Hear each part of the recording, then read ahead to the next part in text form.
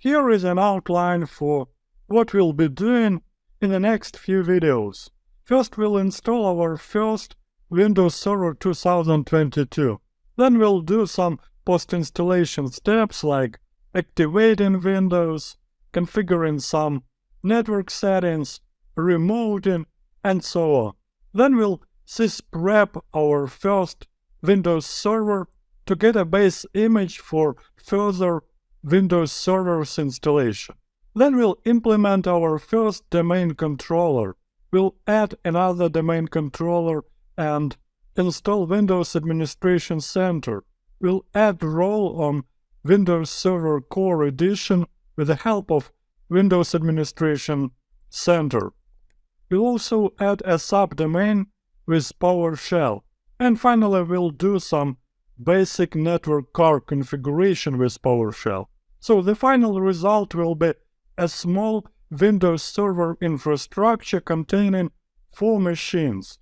We'll have Windows Server 2022 desktop experience domain controller.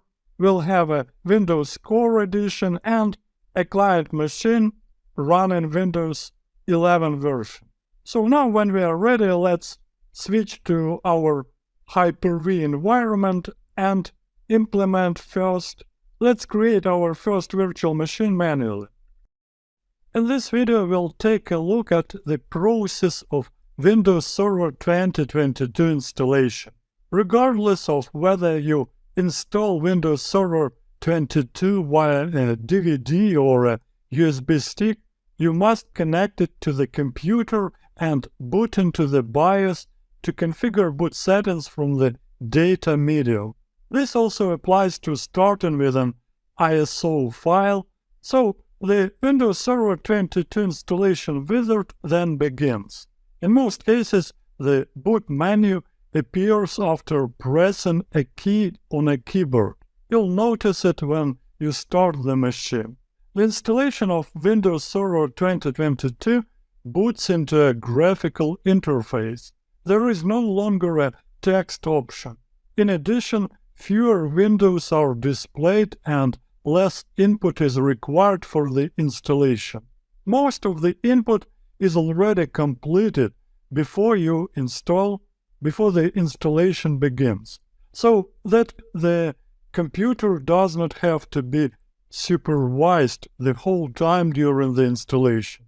And again, you'll need a bootable DVD or USB stick for the installation. In the first step, select the installation language, the time and currency format, and the keyboard or input method, and click Next. On the next page, either start the actual installation with Install Now or Start Windows Server 2022 System Restore by selecting Repair Your Computer option. If you start the installation, you must enter the product key in the next step if you are not using a special edition of Windows Server 2022. You can either use the computer keyboard or the on-screen keyboard. You can also enter the product key at any time after installation.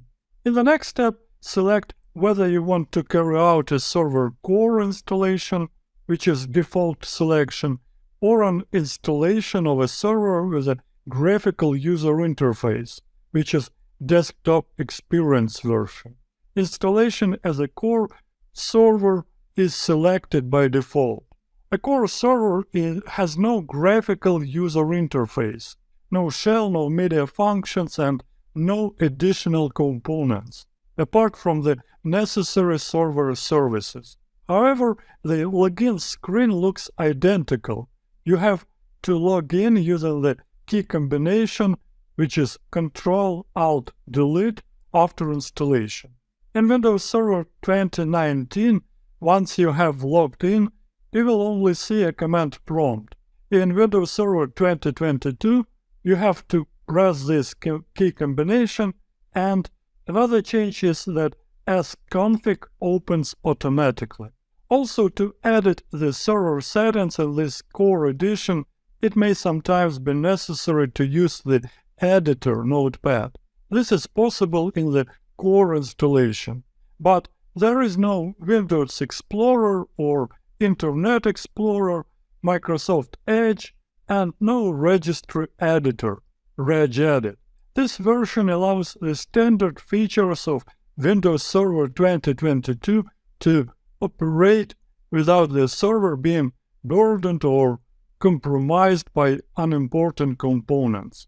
As for server roles, you can install the following roles on the core servers: Active Directory, Certificate Services, Domain Services, DHCP, DNS, File Services, AD, LDS, Hyper-V, Print and Documentation, Streaming, Web Server, Windows Server Update Services, Active Directory Rights Management, Routing, and REST Server. So at this point, I'll select a desktop experience option for this particular demonstration. Now, to reinstall a server, go to the next page of the wizard and accept the license terms. Then choose whether you want to update an already installed operation system or whether you want to reinstall Windows Server 2022. For a fresh install, select Custom. If you want to upgrade, select Upgrade. This selection also gives you the option of making advanced settings for the partitioning. The upgrade option is only available if you start the setup program from the Windows installation that you want to upgrade. If you bought the Windows Server installer from DVD, only the custom option makes sense. So after you have selected the type of installation, you'll be taken to the next window of the installation interface. Here you select the partition on which Windows Server 2022 is to be installed. This window also allows you to load additional drivers if the hard drive controllers are not recognized. To do this, click the Load Driver link. If you want to change the partitioning, click the New link. These system partitions and boot partitions are names for partitions or volumes on a hard disk used to start Windows. The system partition contains the hardware-related files that tell a computer where to start Windows. A boot partition is a partition that contains the Windows operating system files located in the Windows Files folder. When you turn on the computer, the information used on the system partition is used to start the computer. There is only one system partition on a Windows-based computer, even if different Windows operating systems are installed on the computer. Non-Windows operating systems use different system files. When a non-Windows operating system is installed on a multi-boot computer, its system files reside on their own partition, separate from the Windows system partition. So the installation begins by clicking Next. This has been image-based since version 2012 of Windows Server. Depending on the performance of the computer, the installation routine automatically restarts the computer after 10 to 20 minutes. You do not have to make any further entries and do not press any keys. If you accidentally press a key and the installation starts again from the DVD, switch off the computer and start it again. The computer boots and a window opens informing you that the computer is preparing for the first start of Windows. It's best to let the computer continue to work undisturbed. The screen may flicker or go black a few times during the installation of the monitor and graphics card driver. This is normal and should not worry you. As soon as the wizard has completed its work, you'll be prompted for the desired administrator password, which you must enter twice in succession for security reasons. Make sure your password contains at least one capital letter and one digit or special character. Then log onto the server with a key combination Ctrl-Alt-Delete, use administrator as the login name and the previously defined password. After logging in, the Server Manager starts automatically. If you do not want this, you can prevent the welcome window and the auto start. So you can disable the welcome window from the view menu, and if you want to prevent Server Manager from starting automatically with Windows, select Server Manager Properties from the Manage menu and select the Do Not Start Server Manager Automatically at Logon checkbox. You sometimes need Microsoft Edge to install drivers right after fresh installation of the server. With Windows Server 2022, the increased security of Internet Explorer is automatically active. By the way, it was active with all previous versions as well. You can disable it because it can be annoying when downloading drivers or in test and development environments, even if Microsoft Edge is already pre-installed to the browser in Windows Server 2022. So to disable Internet Explorer or Microsoft Edge enhanced security in Server Manager, by the way, it's not recommended for security reasons, and it should remain on during production operations.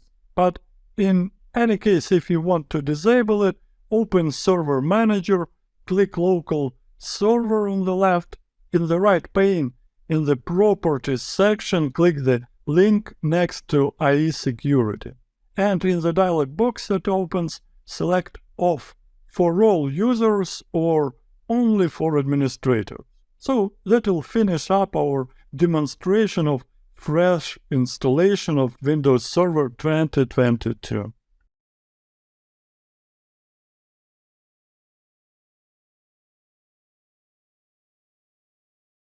Before we go on with server management, let's make some post-installation steps which are quite important. So if you have completed the installation of Windows Server 2022, you can carry out some first tasks to check whether the system works correctly. And activation is also one of these tasks. After installation, you can activate Windows Server. If you install a VM on a Hyper-V host that has an activated license from Windows Server 2022, the VM is automatically activated. In most cases, however, you have to enter the product key manually and activate the operating system. You can find more information if you search for SLUI in the Start menu. You can either activate Windows Server 22 via the internet or by phone. When activating by phone, you will be connected to an automatic telephone system. Here, please note that if you get problems with the activation, first of all, you should check the time and time zone of your server. If these settings are not correct, you cannot activate Windows. So now back to SLUI command. A dialog box will open after typing SLUI and hitting enter. You'll be asked to enter a new product key. Start the tool via the search function of the Start menu with administrator rights from the context menu. In this area, you activate Windows Server 2022 with a new key. Now, if you want to display the current Windows Server 22 edition that is installed on the computer, open a command prompt with administrator rights and enter the dism/online/get-current-edition command. You'll then receive the edition and further information for installation. If you want to show which editions you can update the installed version to, use the dism/online/get-target-editions command. For the administration and querying of license information on Windows Server, Microsoft provides the slmgr.vbs script, which you can run with different options. For example, /ATO will activate Windows Online. /DLI will display the current license version. and information. /DLV will show even more license details. And finally, DLV all will show detailed information for all installed licenses. So let's display the status of activating Windows Server 2022 by entering the slmgr/DLI command in the command line. And we'll get the description of the operating system and also part of the product keys, and the license status will be displayed. Once you have entered the product key, you can activate it. If the computer has an internet connection, the assistant automatically manages activation as soon as the correct product key has been entered.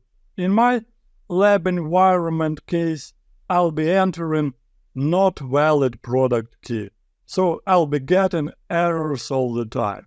After doing so, you can then view the status of activation directly by entering SLUI. The date of activation is also displayed here. You can change the product key of Windows Server 2022 installation, and you can also do these steps on Windows Server Core Edition. To delete the old product keys, enter the slmgr/upk command in the command prompt. Also, if you want to change the product key, you could try replacing the existing product key with a new one. However, this does not always work if the old product key has not been deleted beforehand. So to change a product key, first delete the old one, then confirm the deletion, and then enter the new product key with slmgr/ipk and the new product key specified. Of course, here I'll get an error because it's a fake serial number I use here. So after entering this new product key, if your serial isn't fake like mine, you'll activate Windows Server 2022 with slmgr/ATO. Now, since a core server does not have a graphical interface, you must activate such a server in the command prompt. Use the slmgr.vbs-ATO to do this. So let me switch to our core version server and try some commands there.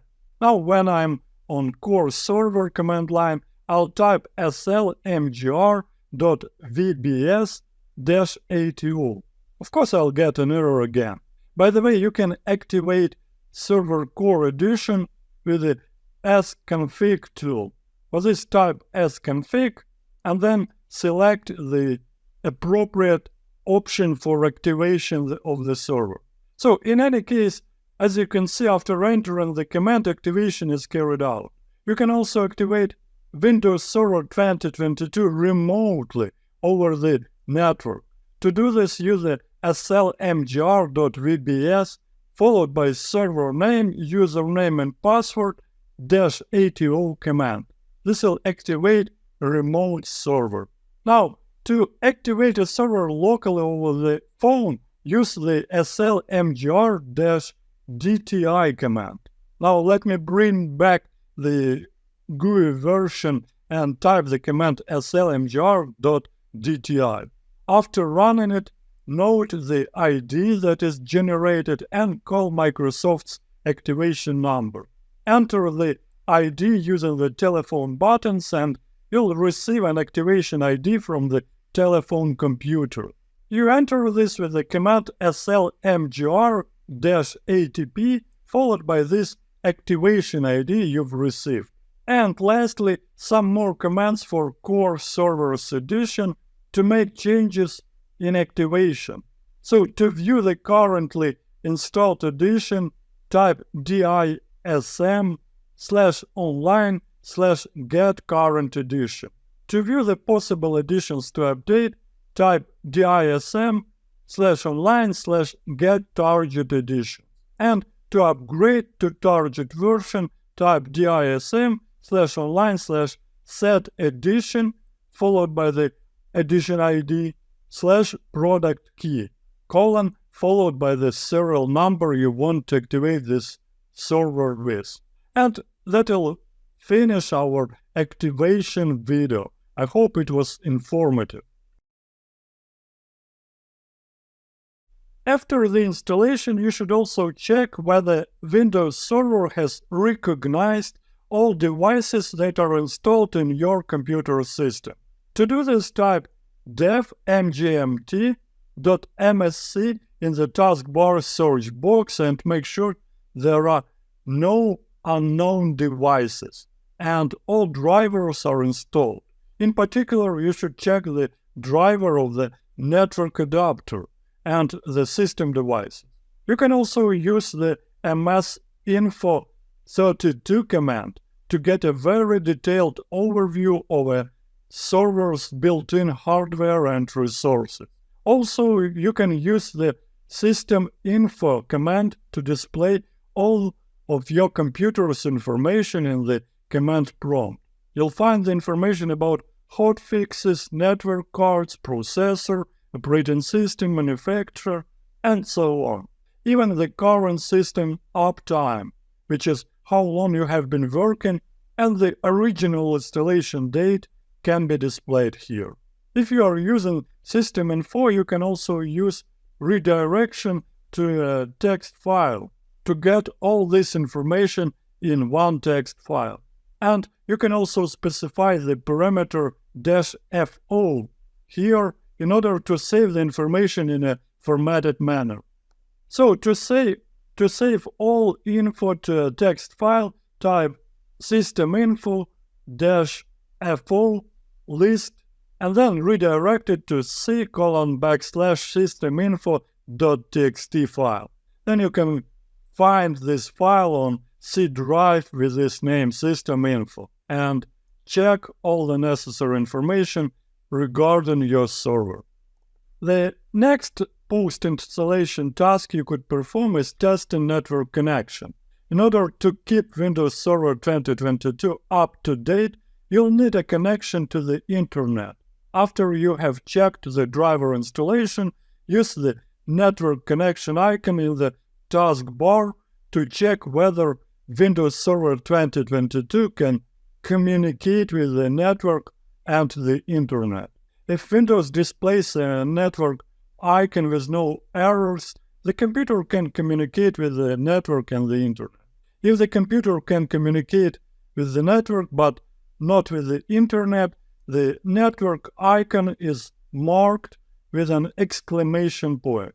In this case, check the network card settings. The quickest way to do this is to search for ncpa.cpl in the taskbar search box. And if the computer does not have a physical network connection, the network icon is marked with a red X.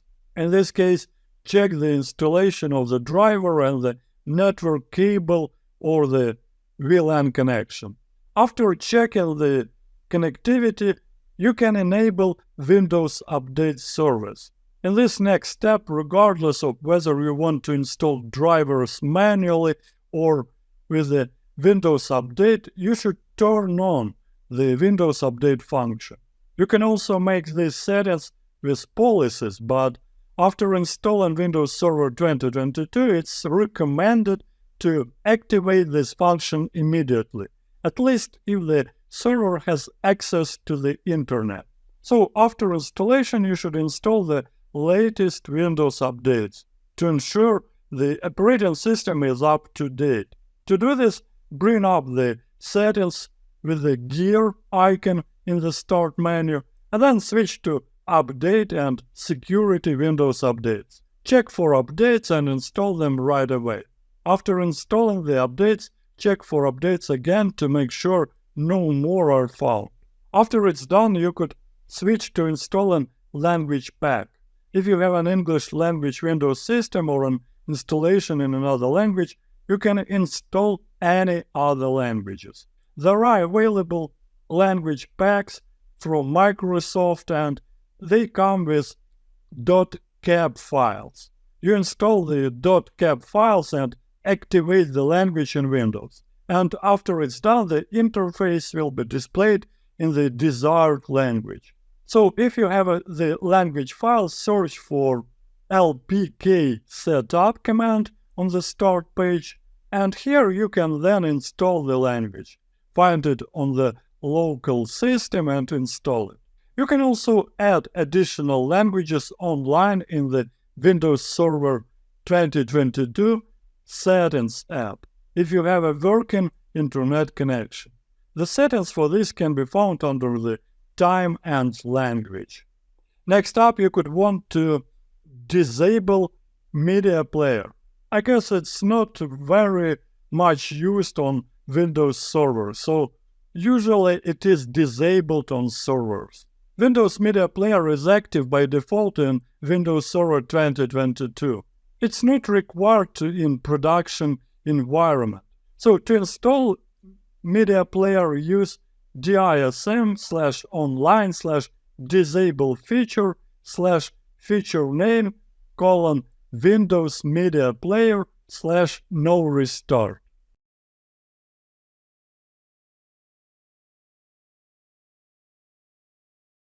We continue post-installation tasks, and after disabling Windows Media Player, we can set computer name and domain membership. As you know, you must manually set the computer name and domain membership after installation. To do this, follow these steps. First, start Server Manager, click Local Server, then click Server Name in the middle pane, and in the new window, click Change. Enter the new computer name and reboot the computer. By the way, the fastest way to do it is to run sysdm.cpl from the Start menu, and you'll get the same window to rename your computer and to add it to the domain. For now, I won't be adding this computer to the domain because I haven't got one. But if you also want to add the server to a domain, proceed as follows. In the taskbar search box, type ncpa.cpl and go to Network Connection Properties and IPv4 Properties. There, make sure that at least one server is entered as DNS that can resolve the DNS zone of the Windows domain that you want to join. And after that, you know how to add the computer to the domain already. So in Server Manager, click Local Server and then click the Work Group link. As you remember, you can also find the settings with sysdm.cpl command. Then click Change and in computer name, enter the new name of the server in the domain and activate the domain. Then enter the domain name and reboot the server. So after renaming the computer, we can enable remote desktop. Setting up servers directly in the server room or data center is not very convenient. Here it makes sense to activate a remote desktop connection and access to the server from your computer. The advantage of this is that you can use the mouse and keyboard on the server and copy-paste drivers that you download with the computer to the server via the remote desktop. To establish a remote desktop connection, follow these steps. In System Properties, click the Remote tab and enable the Allow Remote Connection to this computer option. If the connection doesn't work, uncheck Allow Connections only from computers running remote desktop with network level authentication and confirm with a key. You can also find the settings in the Windows Server Settings app in the System Remote Desktop area.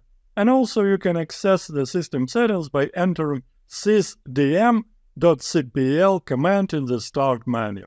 For example, to establish a remote desktop connection from a Windows 10 11 computer, type mstsc command and the client for the remote desktop connection opens. Use the internal remote desktop client in Windows 10 11 and enter the IP address of the server you need to remotely connect.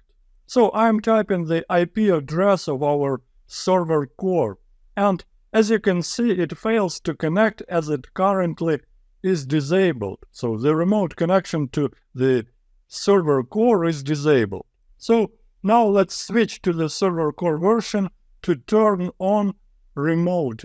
I'll enter my password, launch sconfig tool by typing sconfig, select option 7 and turn it on by pressing E letter.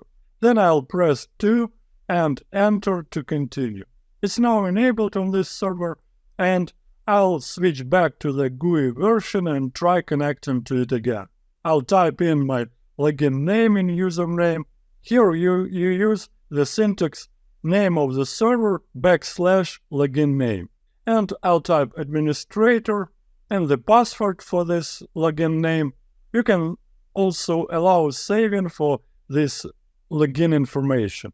Here you can go to display tab and either use full screen mode or set the display to whatever resolution the server has. On the local resources tab, you should check the apply on the remote computer to apply Windows shortcut keys option. On the performance tab, you can enable LAN options and make sure all options are enabled. Then switch to the general tab and save the connection with save as. Now, if you start the connection, you have to accept an exception for the firewall once and enter the password for the user account and confirm the certificate. A remote desktop connection is then established. For further connections, these entries are no longer necessary if you save the corresponding options. Remote desktop access is used in many companies. In many cases, this is activated via the server's graphical interface or via the text-based menu on core servers, as you've seen in previous example.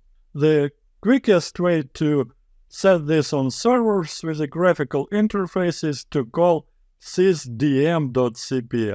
The remote desktop can also be activated with registry. The settings for this can be found in the following key: HK local machine system, current control set, control terminal server.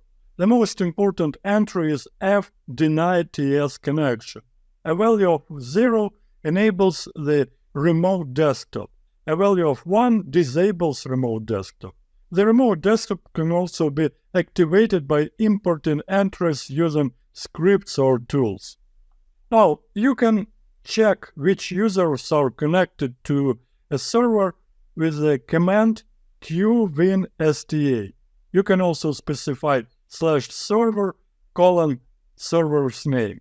So let's check who is connected to our server core. As you can see, there is an active RDP session from administrator on this particular server.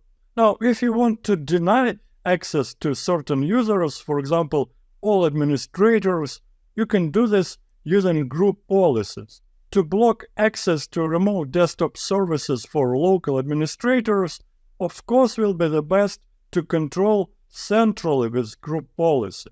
I'll open group policies with gp-edit command, and the path to the policy is as follows: computer configuration, Windows settings, security settings, local policies, user rights assignment.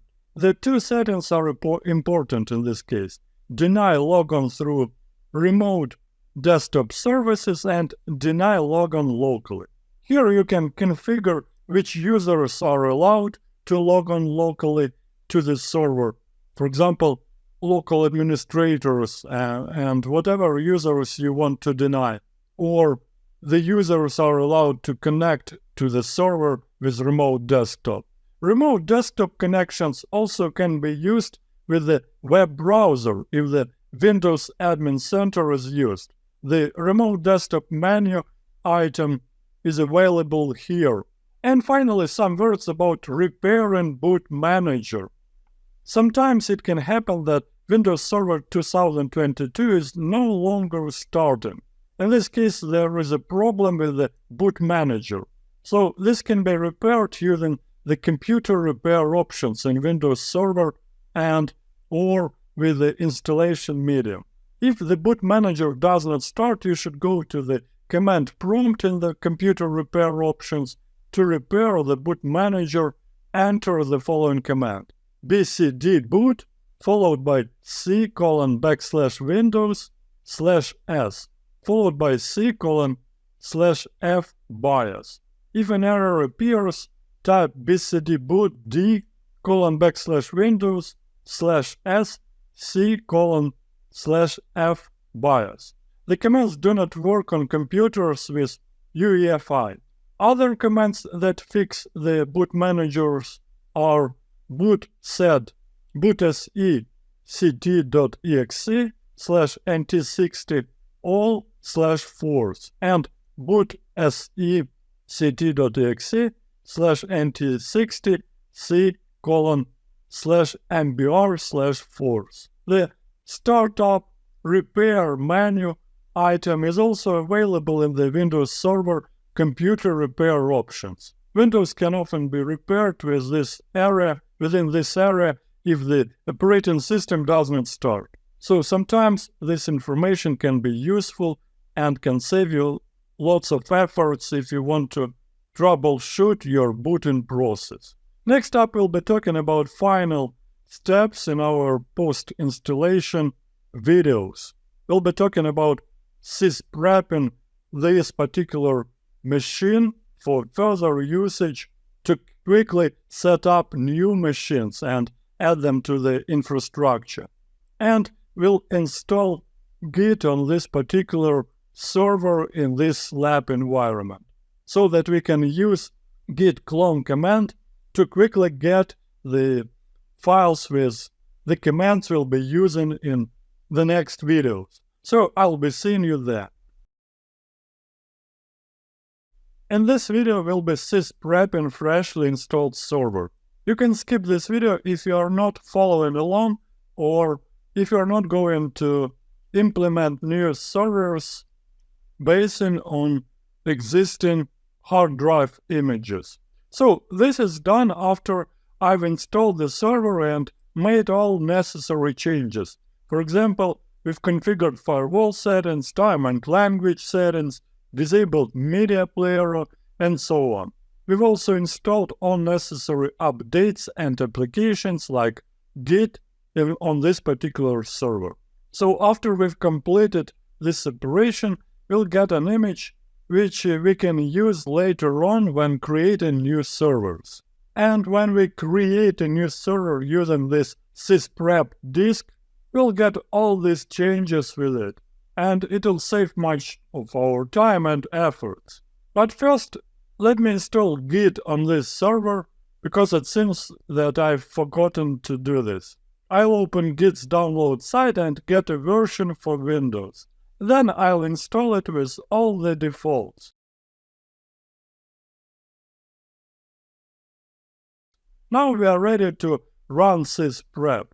To do this, let me open File Explorer and find its folder, which is Windows System 32 sysprep. I can double-click sysprep's application icon to start the procedure. I'll select OOBE or Enter System Out of Box Experience option, tick Generalize, and choose Shutdown option. That's it. Now we can start OK. But also I want to show how to run it with a command line. I'll open a terminal as an administrator, change directory to Windows System 32 sysprep by typing slc:/Windows/System32/sysprep. This SL command stands for set location, and as you might know, its alias is CD in Windows or Linux system.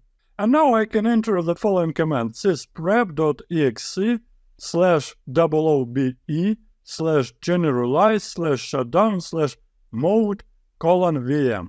As you can see, I've added this :mode:\VM parameter here as I'm running it on a Hyper-V virtual machine.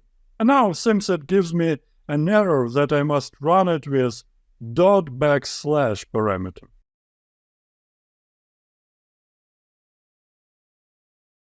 Okay, Now it doesn't want to start because I already have one running sysprep program. Let me close it and try again. And finally it starts. It takes just several seconds to finish and we are done. After the process is completed, I can save this VM's vhdx file and use it when I'm creating new VMs for this lab. I can name it, let's say, W2K22 GUI and copy it to VHD folder.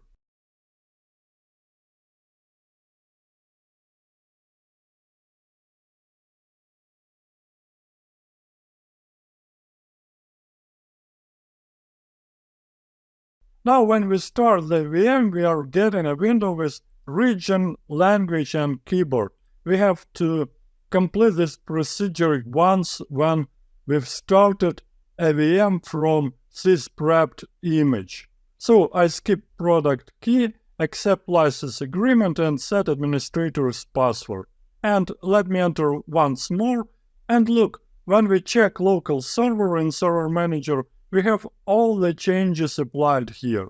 Updates installed, time zone set, Internet Explorer security turned off, and Git installed.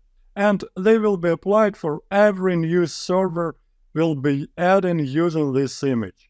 We'll see how to do it in the next videos. So this will end up this video. We've successfully made post-installation changes and created a base image with sysprep. For now, I'm turning this machine off.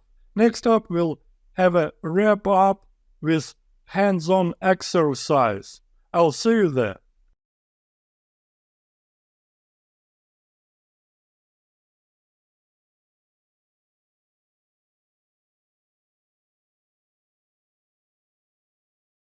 Let's recap what we've done so far. This recap will also cover a hands-on exercise how to use a simple git clone command to follow along.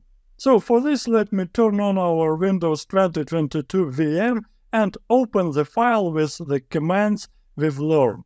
And when our server is up and running, I can open a PowerShell terminal and run git clone command. I'll type git clone https://github.com:vlabs8, that's my Git account, W2K22. This will create a folder in my working directory with the same name. Now I'll open ISE editor with ISE command and open the file for this recap from cloned folder with the name W2K22. It's on C drive, users administrator in my case. As you remember, we've talked about server activation. So to activate a server with GUI, run start SL UI. Then we've talked about SL mgr command. This command is for the administration and querying of license information on Windows Server computers. For example, to display the status of activating Windows Server 2022, enter SL mgr/DLI. Then you can also use dism command. For example, to view the currently installed edition, run dism/online/get-current-edition. To check driver installation, run dev mgmt command. You can also get additional information with msinfo32 command and systeminfo command. The quickest way to view network card settings is to run lcpa command, and to install language pack, we'll use lpk setup command. To disable media player, run dism/online/disable feature name Windows Media Player/no restore.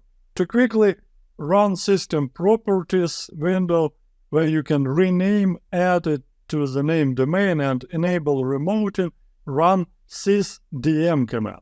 To check for connected users, run qwinsta command.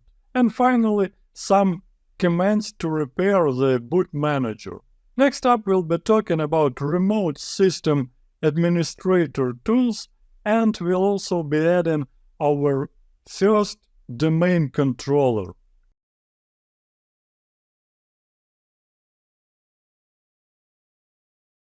In this demonstration, we are going to deploy several domain controllers in my vlab8.com Active Directory domain. I'm going to use a number of methods to do so, including PowerShell. We are now signed into what will become dc1.vlabs.com. It's a Windows Server 2022 machine, and we'll do this through Server Manager to start with. I'm going to come up here, Manage, Add Roles and Features, and I'll step through the Add Roles and Features wizard, performing a role-based installation on the current server. And we'll select Active Directory Domain Services from the list, which brings up the subcomponents, including the Active Directory module for Windows PowerShell. Now, let's click Add Features, click Next, and I'm just going to accept the default features. Then click Next. Now it mentions here that ADDS requires a DNS server to be installed. I'm going to go with the default and allow the DNS server role to be installed in line here. And we're going to do Active Directory integrated zones to make our DNS as widely available as possible among all domain controllers. So I'm going to click Install. And while this is installing, let me say that you might be coming into this course with experience with previous versions of Windows Server, wondering what's changed in Windows Server 2022. And you'll see here that the Active Directory installation module and the procedure works exactly the same in Server 2022 that it does in Server 2019 and previous versions. As usual, if you've done this before, you know that we have promoted this server to a domain controller, which we can see in Server Manager up here in the notification area. So I'm going to click Promote this server to be a domain controller. And let's bring this Active Directory Domain Services wizard to the front. Now we see the deployment operations are add a domain controller to an existing domain, add a new domain to an existing forest, and we're going to create a new forest. And the root domain name is vlab8.com. That's the domain I've created for testing purposes. And then we'll click Next. That's going to be the name of the DNS zone as well. The functional level, notice, goes from 2008 to 2016. This is the Active Directory capabilities, and it's meant for backward compatibility with domain controllers in the domain that may already be present. It's not relevant here. Now, I'm going to make sure that we are a global catalog. Notice, because this is the first DC, we have to have a global catalog here. And we're going to include DNS. We provide our restore password for Active Directory, and I'll confirm that, and we'll click Next. Once I've successfully entered and validated that password, I'm asked about DNS delegation. Well, this is the root domain, so we don't have anything to do that. Let's click Next. The NetBIOS name is the domain level name. Again, this is a history that goes way back to Windows NT and compatibility with NT LAN Manager protocols. It's just going to be the first part of your domain name. In my case, it's vlabs8. Click Next, verify the location of our database files, which is c:\windows ntds and our sysfault directory. That's fine. And notice the view script here. This brings up some PowerShell. Let me zoom in a few levels so that you can see this PowerShell code. Notice here that we are importing the ADDS deployment module, which you get when you install ADDS on a server. And then to create a new forest, we are going to invoke install ADDS Forest. And then we are basically answering all the questions that we just did. You'll want to consult the PowerShell help to figure out what win threshold means. We've got our domain name, our net bias name, or our forest mode. Again, that would be a case where we are consulting PowerShell docs. Just look up the command install ADDS Forest and you can see the valid values for that. But this is going to allow you to automate the process of promoting a server to be a domain controller with the help of commands. Let me click Next. We have our prerequisite check happening. Once those checks pass, we can click Install. And we have a whole bunch of stuff happening. We have the DNS server role being installed. We have the vlabs8.com DNS name being installed. Then, of course, we are laying down Active Directory itself and all of its dependencies. Now, while we are waiting for this, it's critical for us to do modified. Let me do a run prompt and do ncpa.cpl to open the network connection dialog. We need to make sure that the domain controller is looking to itself for DNS. So let's look at the TCP/IP4 properties. And we can see that I've got a static address for the server, and we've got under DNS server addresses the preferred DNS server name. I'm just using the localhost 127.0.0.1. But as I said, it's crucial that you sort out DNS so that the domain controller can use the service itself.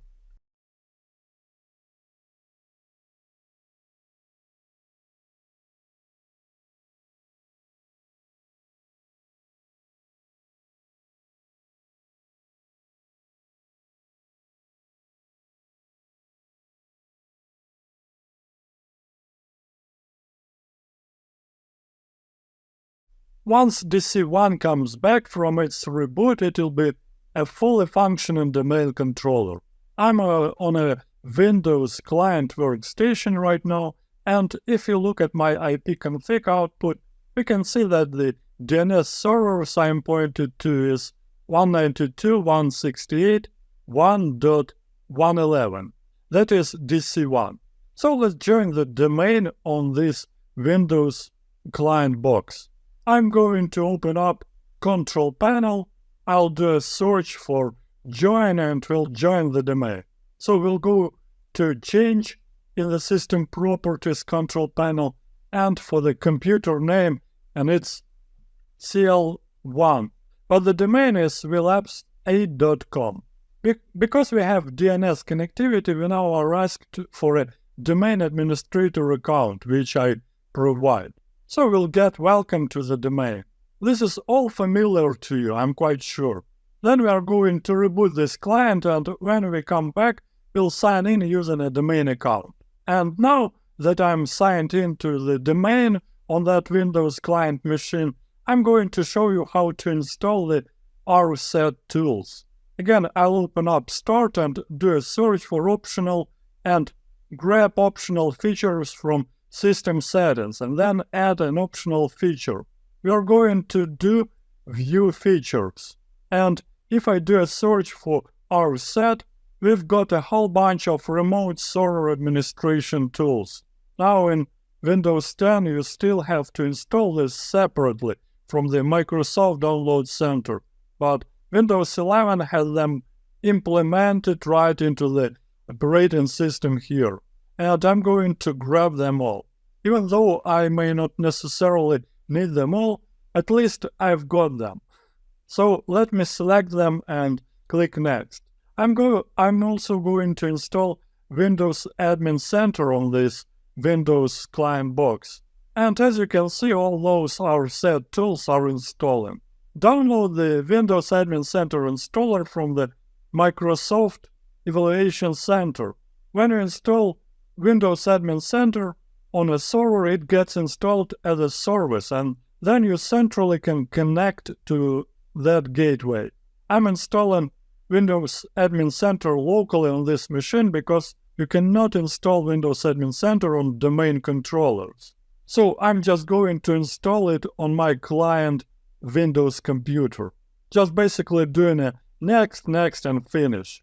I'm going to choose to update Windows Admin Center with Microsoft Update. By the way, Windows Admin Center is a browser-based administration tool. And as you can see here, it listens on 6516 as a default site on a workstation. On a server, it would be 443. Notice that we can modify the machine's trusted hosts list. I'm going to install here, and this will give us a nice centralized point of administration from our client machine throughout the domain, as long as we have proper credentials. And specifically, what I'm going to do is make a connection to my other domain controller, for example, DC2, and where we are going to install Active Directory domain services through Windows Admin Center. Then we'll connect to the server and finish the promotion. Now, by default, Windows Admin Center is going to use a self-signed certificate. So when we're installing Windows Admin Center as a gateway service on a server, on a domain member server, we'll not want to use the self-signed certificates, of course. So the way that you do that is that you can start using the self-signed certificate, and then when you are ready to use your production SSL/TLS certificate, you rerun the installer and you choose change as an option. So for here, let me click finish, and as mentioned here, we are just using a self-signed certificate for SSL. In this demonstration, we are going to do the following. First, we'll add our core server to our VLabs 8 domain. Then we'll add domain controller role with the help of Windows Administration Center to this server. And second, we'll add a new child domain, which is DC2, by running a lone PowerShell one-liner. We'll specify all the necessary information in this PowerShell code, like domain name, DNS, and so on. So first, let's log into our core server, exit sconfig tool, and enter the needed PowerShell command. So here we're adding a computer with add computer name, add computer with a parameter new name DC core, domain name vlabs8.com, credentials vlabs8/administrator. We're using verbose, restart, and force parameters to restart this computer after this command completes. So let's run it. And it gives us an error because it cannot communicate with our DNS. So let's run sconfig and check our DNS settings. I'll type sconfig and select network settings with option 8. Now I'll select a network adapter, number 1, and select set DNS servers number 2, and enter a preferred DNS server, which is 192.168.1.11 in my case. Now I'll exit sconfig tool. By the way, you can do it with PowerShell command, but for the demonstration purposes, I wanted to set this configuration network settings with sconfig tool. So I'll exit it with number 15 and try to run this command again. I'll type in my password, and now it's okay. It's performing the needed operation. Now we can switch back to our client system and add the server into Windows Admin Center. Here I'll click this Add button and search for DC-core name. It's found it and I'll add it. I'll click the server, it's connecting. I'll type in roles, click it, find Active Directory domain services, select it and click install. It's calculating dependencies. I'll click reboot the server automatically if required and click yes. And it's starting the installation. It'll take about 5 minutes or less to complete.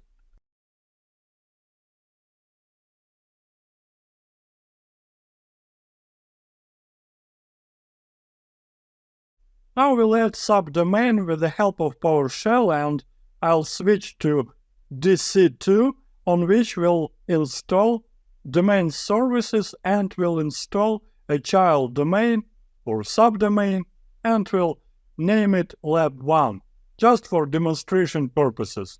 And as a reminder, here you can install Git on your virtual machine if you follow along, run git clone, and get the same file for your testing purposes. So the command is as follows: install ADDS domain with the following parameters: no global catalog, create DNS delegation, it's true because we'll need it, credential, we'll run get credential to pass domain administrator credentials to perform this operation. Database path, its default C Windows NTDS, domain mode win threshold, domain type child domain, install DNS true, log path will be C drive Windows NTDS, domain name, new domain name is lab1, new domain NetBIOS name lab1, parent domain name is vlab8.com, so it will be lab1.vlabs8.com, no reboot on completion false, because we'll need a reboot. Site name will be default first site name, it's a default as well. Sysvol path will be Windows sysvol, force true.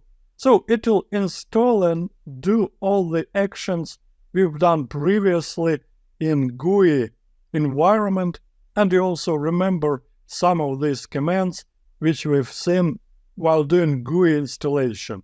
After completion, it will reboot and I can log in into a new domain, into a new child domain, which is lab1. So it will be the first domain controller in this domain, lab1. Now when it is done, I can switch back to my client computer and add all these 3 domain controllers to Windows Administration Center. As you can see, I've created a text file with 3 names in it: DC1, DC2, Core DC. Now I can go to Windows Administration Center and add these 3 domain controllers at once. And this will finish up this demonstration. I hope it was informative, and I'd like to thank you for viewing. Next up, we'll do a long wrap-up where we'll take a look at all the steps we've performed so far, and also it'll include some hands-on PowerShell one-liners examples, how to create several virtual machines at once using base images. I'll see you there.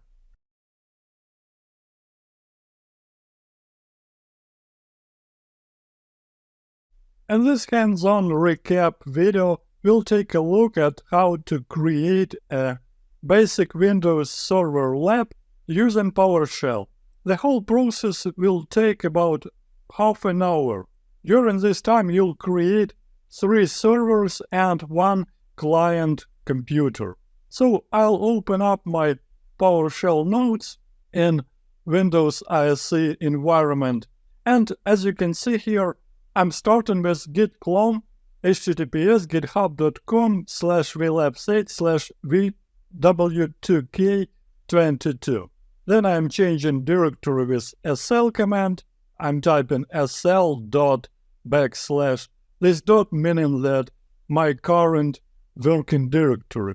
Then w2k22, and I'm opening the file which is called 3.baselab.sop by typing ISE and the name of the file. It'll open it in ISE editor. And please remember that you should run all these commands as system administrator. Now again, to download Git client, please open it with this command: start msh https git-scm.com /download/win if you're downloading it for Windows system. But all this activity I'm showing you is on the Windows system using Hyper-V Virtualizer. You can enable it on your client machine if it's Windows 10 Professional or Enterprise Edition. So first off, you should download ISO image of Windows Server and Windows client machines. Then do manual install of these machines on your Hyper-V Virtualizer. Do all changes like update time firewall, install software, and so on. Install Git. Then do a sysprep. As you remember, we do it with changing the directory to C Windows System 32 sysprep and running the following command: /sysprep.exe/wbe/generalize/shutdown/mode:\VM. It'll generalize the operating system, eliminating all personal details on the operating system, and it'll shut down it, and later on you can copy it and use as a base image.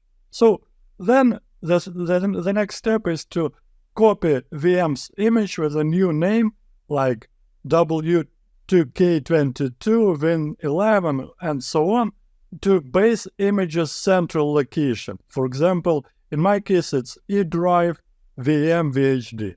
Next up, we create a new VM and its drive using base image. We're using this PowerShell command new VHD parent path, specifying the path to this basic image. In my case, it's E VM VHD, and if we are creating Windows 2022 operating system with GUI, we are using one image. In my case, it's GUI.vhdx. And if we are creating core image, we are using another image. Next, we are specifying the path to the new virtual machine virtual drive. In my case, it's E drive VM folder, DC1 folder, and the drive's name is dc1.vhdx. We are creating differentiating virtual machine. It means that we are using one image for all virtual machines of the same type, meaning that it will save you much of your disk space. For example, if you have 10 virtual machines, they'll use only one image and they'll keep files only specific to this virtual machine. So all the system files will be the same, but specific files will be different for every virtual machine.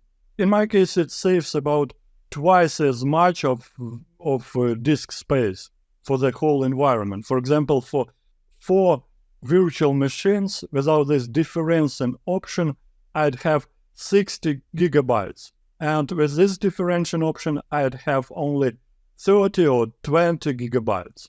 Next up, we are creating a new virtual machine, specifying its name. In my case, it's DC1, memory, 3 gigs, VHD path, it's the path to the VHD drive we've just created, and path to virtual machine. In my case, it's VM DC1.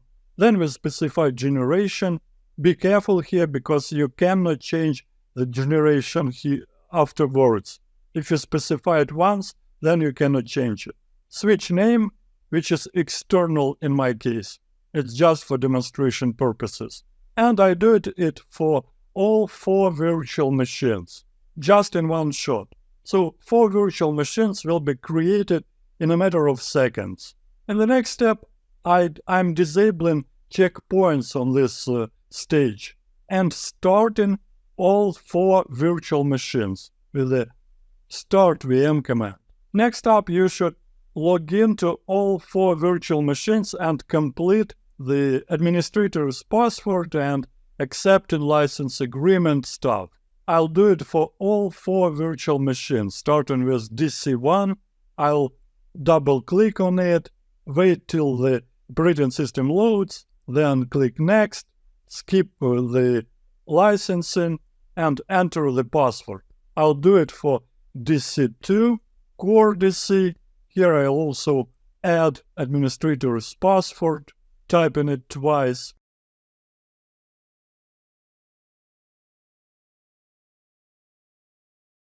And then I'll switch to my client machine, which is the longest process in my case.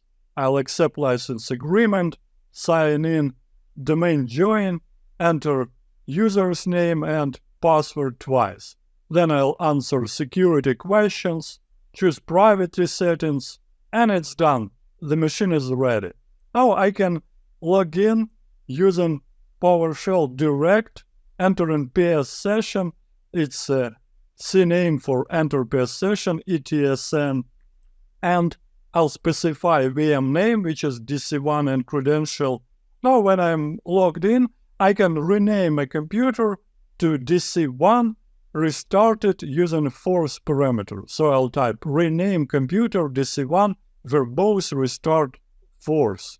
And after it is up and running, I can log in into it again and change network adapter settings. First, we'll check the network adapter specifications with get net adapter command. We need this interface index number to specify it in the next commands. So we'll type get net adapter, and the if index, as you can see, is 14. So I'll specify 14 in the next commands and run them. Here we're using new net IP address command with the following parameters: IP address 192.168.1.150, default gateway is 192.168.1.1, prefix length 24, and interface index 14. Be careful here to specify this interface index, because if you specify the wrong index, the command won't run. Then we set DNS client server address. So we need this server to point to itself. Here we're specifying 127.0.0.1, meaning that it is pointing to itself, and interface index 14 as well. So when we are done with these settings, we can install Windows feature AD domain services, including management tools. Then we'll import module ADDS deployment and install it as a first domain controller in the forest. So we are using install ADDS forest command, create delegation with false setting. Database will be on C drive, Windows NTDS. Domain mode win threshold which is Windows 2016. Domain name vlabs8.com. Domain net bias name vlabs8. Forest mode win threshold, which is 2016 as well. We are installing DNS, specifying log path. It'll reboot if needed, and we specify sysvol path and force parameter. So now we are done with this first domain controller in the forest, and we can switch to the second domain controller, which is server core version. We'll connect to it, and in the next step we rename this server to DC core name and add it to the domain vlabs8.com with credentials vlabs8 \administrator verbose restart force. After the server is restarted, we can change network adapter on this server as well with new IP address command. Then of course we need to specify DNS. It'll be the DNS of our first domain controller, which is 1.150, and after the reboot we can log into the server and install AD domain services on this Windows core machine. We'll also install ADDS domain controller with the following parameters: domain name vlabs8.com, install DNS true credential. We'll be using vlabs8 administrator credential. Here we need to specify safe mode administrator password. I'll type it twice, then yes to all, and it is done.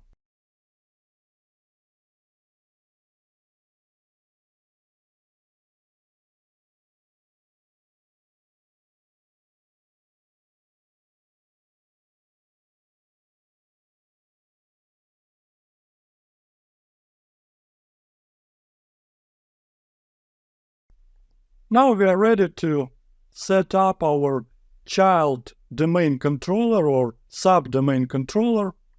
We'll log into it with etsn command, then rename it and restart it. Then again change the network adapter settings. First we get net adapter settings with specified interface index and change them with new net IP address command and set DNS client server address, and install subdomain with the following commands. In the install ADDS domain command, we are specifying that it's a child domain, the domain mode, all the settings we've used before, with domain name lab1 and domain net bias name lab1. And finally, we can check that it is done with entering safe mode administrator password. I'm doing it twice.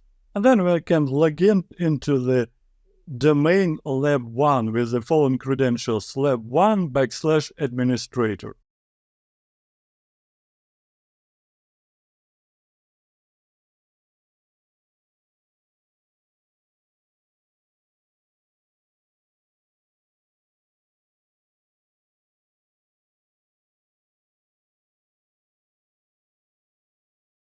And finally, we set up our client machine.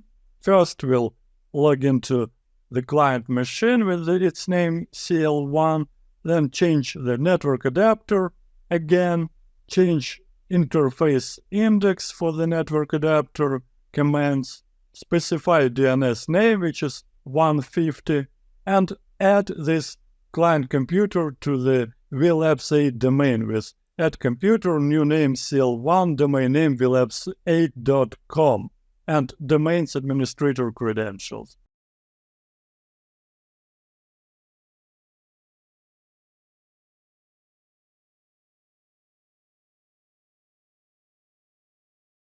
And finally, we can create checkpoints of these 4 machines. These checkpoints are very useful when you do some changes in your environment. You can revert all the changes with one click. So first we stop the machines with stop VM command, then set up checkpoints for these virtual machines, standard checkpoints type. Then we disable automatic checkpoints for these machines, and finally we do checkpoints for all 4 machines with the name base lab. So now you can revert to this checkpoint at any time when you need it. And when you don't need this lab anymore, you can stop the machines, remove them from Hyper-V with remove VM command, and then remove all the files from your drive. In my case, it's E drive, VM, and the names of the machine. I'm using remove item, recurse for all the files in this folder, and force parameter.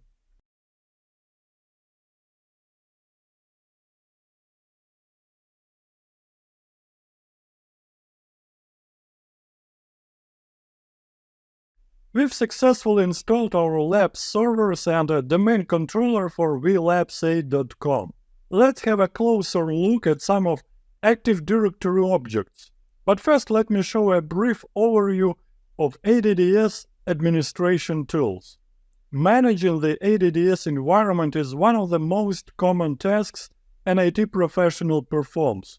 You typically manage your domain controllers remotely, although you can sign into the computer either directly or by using remote desktop.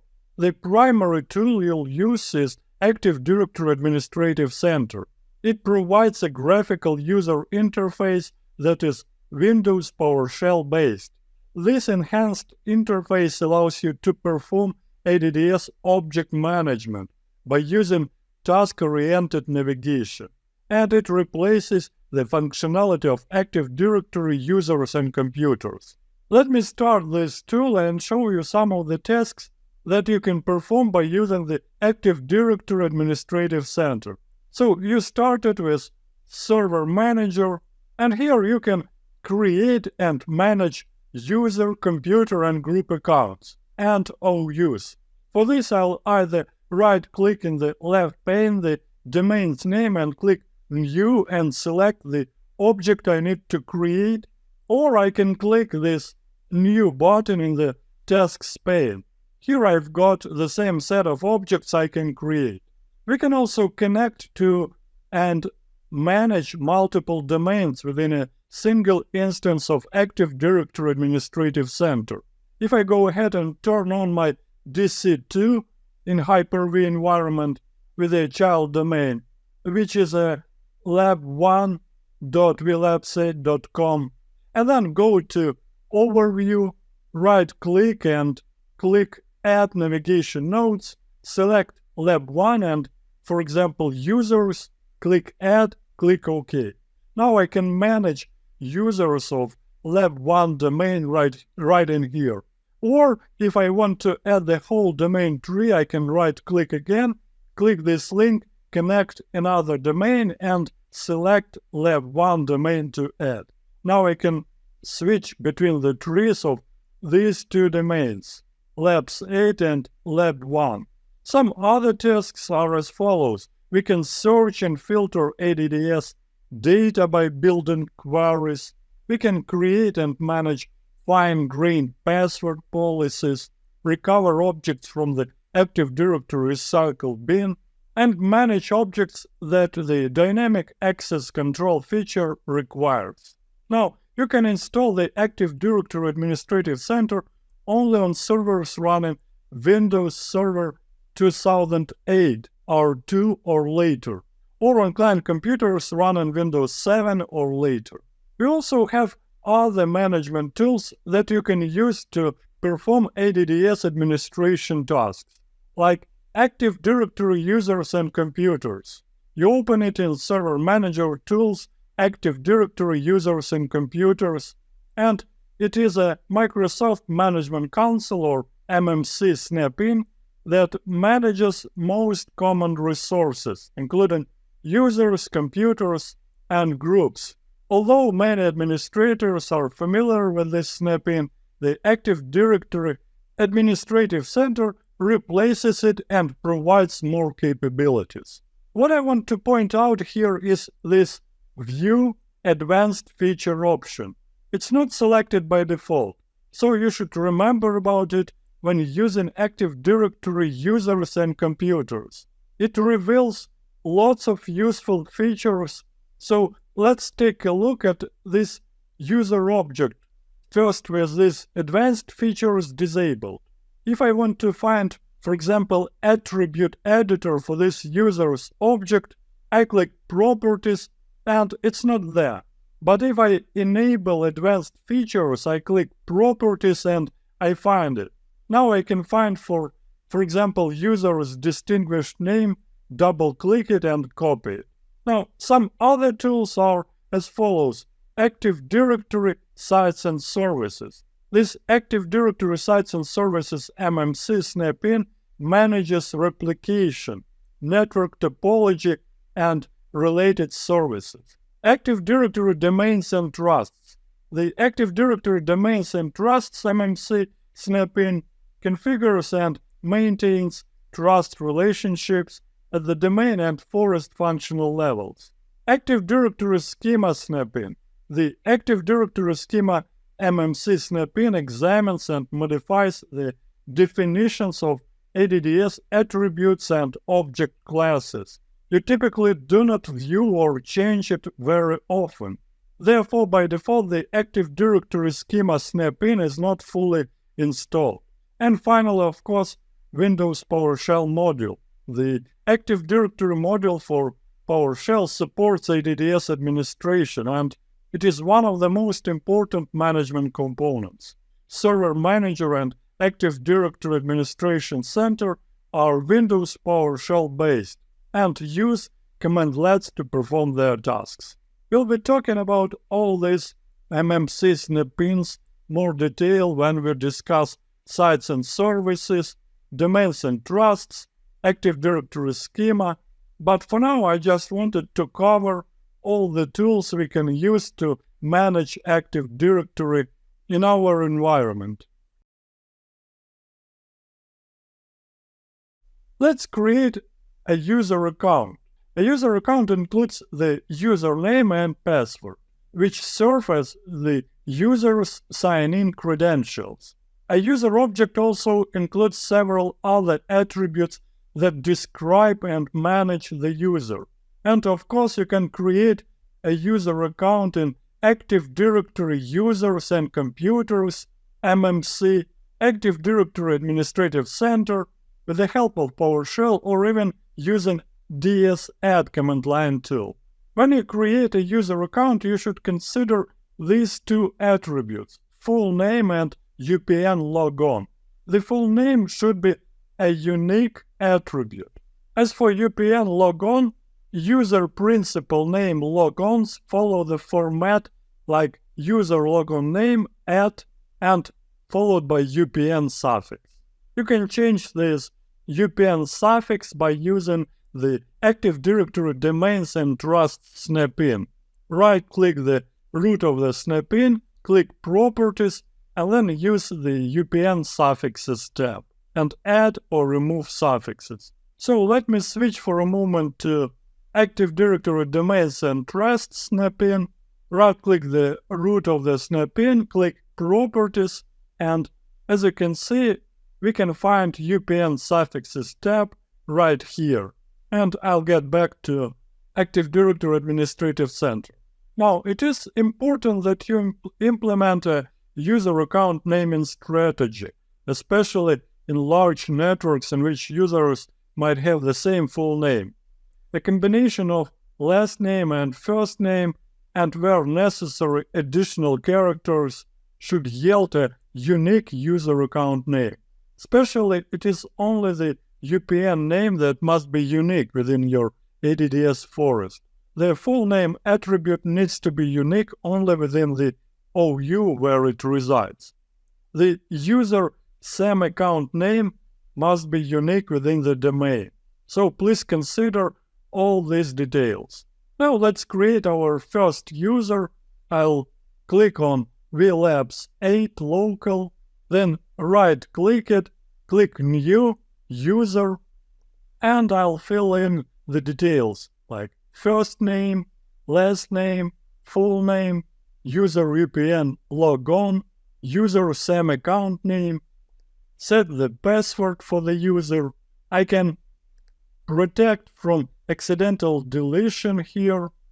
Also, I can set account expires attribute, fill in organization details like office, email, job title, department, company, and so on.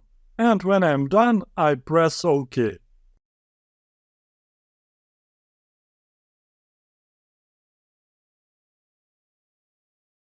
Now we have two users in our Active Directory, Bob Doe and the account I've created for myself, and as you can see, they are placed in the root of our domain, which is VLab 8. Let's create two organizational units for these users and move these users to these organizational units. We'll create Sales Organizational Unit or OU and IT OU. To do this, I'll click New in Tasks pane, click Organizational Unit, give it a name, Sales. Please note this attribute here, protect from accidental deletion. It means that we won't be able to delete this OU if we don't untick this attribute. For now, I'll unselect this attribute and click OK. I'll do the same step for the IT organizational unit, and when I'm done, I can right-click the user, for example, Bob Joe, and click Move. Then select Sales OU and click OK. I'll do the same for the IT user. Now, if we double-click this Sales Organizational Unit, right-click the user, Bob Doe. We can reset his password. We can view resultant password settings, add to group, disable this user, delete, move, and view his properties. Here we can make his account expire on some date or change password options like user must change password at next logon or user cannot change password. Add this user to some group. For now we don't have any groups, but we'll create a group soon. So I'll press cancel here and I'll double click the domain's name to get to the root of the domain. Now let's create a group named Sales Managers. So I'll click New, Group, name it Sales, and leave all the defaults. Group type Security, Group scope Global. Now let's add some members to this group. I'll click Add in Members section and find Bob Doe. I'll click OK. Now Bob Doe is a member of Security Group with a global scope, Sales Managers. Now, creating new users usually involves setting multiple attributes for the user. This can be time-consuming and tedious, especially if you are creating multiple users. User templates can reduce the effort required to create new user accounts. They also reduce the chance of errors when setting properties for users. A user template is simply an account that you configure with all the properties that are common to that job role or department. For example, you might create a user account named Sales Template that has all attributes that apply to your salespeople. Then when your organization hires a new salesperson, you can copy the template to create the new account. Please note here that best practice include disabling the template account so that no one can use it to sign in, and putting an underscore at the beginning of the name so that the template account is always at the top of the user list and easy to locate. Now let's create a user template. On DC1 in Active Directory Users and Computers, I'll expand VLabs domain and then click the Sales OU. I'll click the New User icon, and in New Object User, I'll enter the following information: underscore sales as first name, last name template, and user logon name sales template.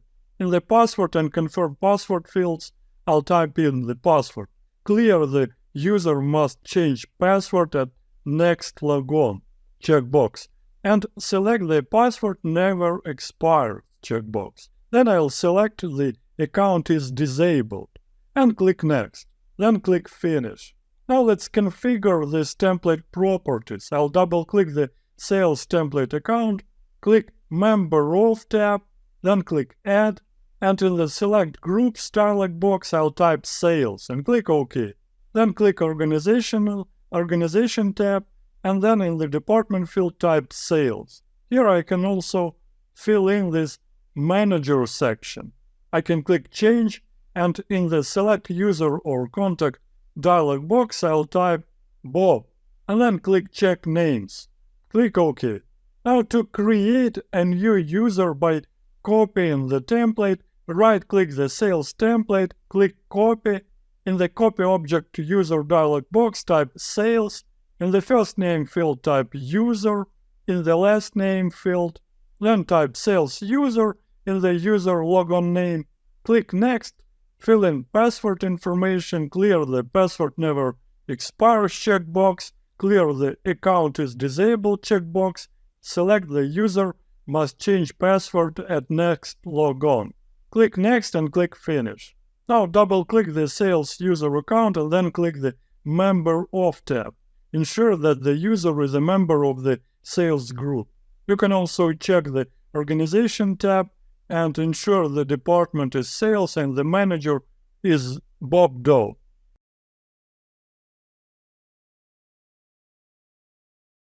Now let's create objects, ADDS objects with PowerShell.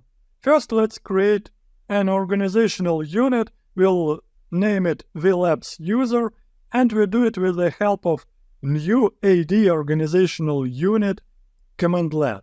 Here I have to mention that don't forget to use tab completion when you're typing the names of these long cmdlets. For example, if you start typing new AD organization and press tab here, it will complete this long command for you. So it's very handy, don't forget to use it. So the cmdlet looks as follows: new AD organizational unit, name VLabs user in double quotes, path dc equals VLabs 8, dc equals com, and we'll use protect from accidental deletion parameter. We'll set it to false because we don't need to be this OU to be protected from accidental deletion. We'll delete it. I'll show how to delete this OU a bit later, because sometimes you need to delete OUs or modify the settings of ADDS objects. So it'll create VLabs users OU. Now to list all OUs in your domain, type get AD organizational unit, filter, name like, and use asterisk. We are looking for all organizational units. Then pipe it. This vertical line means we are piping the results of this first command to the input of the second command, which is format table, and we'll be formatting table with name and distinguished name. So we'll get the results auto-sized, and we'll get names of the organizational units and distinguished names of OUs in this domain environment. Now we are ready to create some users. So to create a user, we use new AD user cmdlet with name, for example, Joe, display name Joe Doe, given name Joe, surname Doe. The path to this object will be VLabs users, VLabs 8, com. Don't forget that this path could be different in your environment, so please make sure you're typing it correctly. If you don't mention this parameter, it will create a user in the default users container. Now we can search for this user we've just created by typing get AD user filter asterisk search base. It's where we're looking for this object. So we are mentioning VLabs users, OU equals VLabs users, DC equals VLabs 8, DC equals com. And it will find our newly created Joe Doe user. Now let's create VLabs management group and place this user into this group. So we'll type new AD group name VLabs management in double quotes, path. We'll specify that we need this group to be created in OU equals VLabs users, DC equals VLabs 8, DC equals com. So it'll create this group in VLabs users organizational unit. And we need to specify group scope here. In this case, it's global. And group category is security. Now let's add a member to this group. So we'll type add AD group member. We'll specify the name of the group, VLabs management, and we'll specify the member we want to add. By typing members, CN equals Joe, OU equals VLabs users, DC equals VLabs 8, DC equals com. And finally, we'll list groups in VLabs users OU by typing get AD group filter asterisk properties asterisk search base, and we need to specify the OU in which we want to search for groups. To list all groups members, we'll type get AD group member VLabs management. Now to remove all these objects we've just created to get our initial state of Active Directory back, we use a remove AD organizational unit command, AD user, and AD group commands. So to remove our organizational unit, we'll type remove AD organizational unit identity vlabs users vlabs8.com. Confirm false, and we could use verbose parameter to see the results. To remove AD user, we'll type remove AD user identity. cn equals Joe, OU equals vlabs users vlabs8.com. Confirm false verbose. And to remove the group, we'll type remove AD group identity vlabs management. Confirm false verbose. In this demo, we'll configure a selective forest trust between vlabs8.com and adatum.com. On DC1 in Server Manager, I'll click Tools menu, and then in the drop-down list, I'll click DNS, and then I'll open DNS Manager. In DNS Manager, I'll expand DC1, click and then right-click Conditional Forwarders, and then click New Conditional Forwarder. In the New Conditional Forwarder window, in the DNS domain text box, I'll type adatum.com, and in the IP addresses of the master server's text box, I'll type its IP address. In my case, it's 172.16.0.10. Then I'll click in the open space and then click OK. If an error displays, ignore it. Close DNS Manager. Now I'll switch to Lon DC1, which is Contoso domain controller, and repeat these steps. I'll open DNS Manager, right-click, Conditional Forwarders, click New Conditional Forwarder. I'll type vlabs8.com and type its IP address.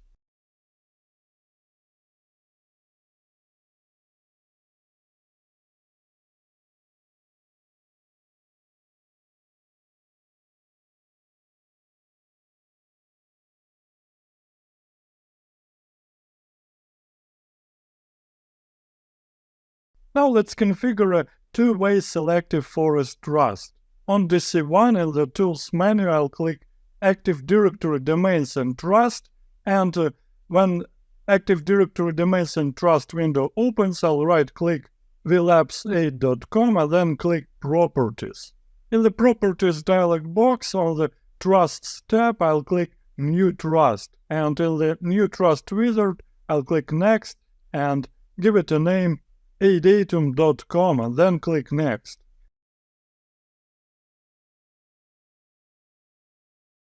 In the New Trust wizard, I'll click Forest Trust and then click Next.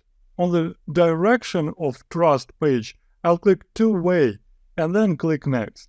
On the Sites of Trust page, I'll click both this domain and the specified domain and then click Next. Then in the Username text box, I'll type Administrator and the password for the administrator. On the Outgoing Trust Authentication Level Local Forest page, I'll click Forest-Wide Authentication. Remember, it's just only for demonstrative purposes for me to have trust with several domains, namely, I'll have trusts with adatum.com, company.pri, and contoso.com. So I'll have the structure of 4 forests, the 3 I've mentioned, and vlabs8.com. So next, on the Outgoing Trust Authentication Level Specified Forest, I'll click Forest-Wide Authentication. On the Trust Selection Complete page, I'll click Next, then I'll click Next.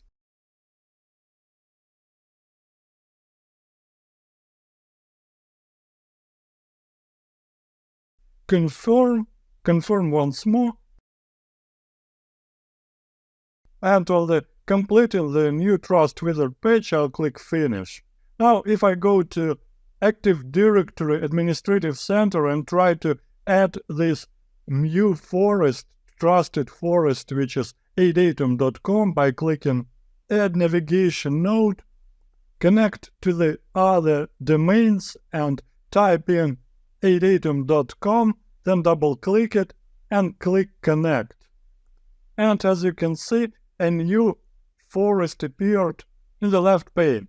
So I can click it and see the whole structure of the whole forest of adatum.com. I can go ahead and double-click ITOU and see the users of this organizational unit and perform some actions like resetting password, disable, delete, move, and so on. View the properties of this newly added forest adatum.com objects. So for now, I have a full-fledged Active Directory structure with several forests, with trusts configured between those forests. And now we are ready to proceed with learning Active Directory and Windows Server using this lab.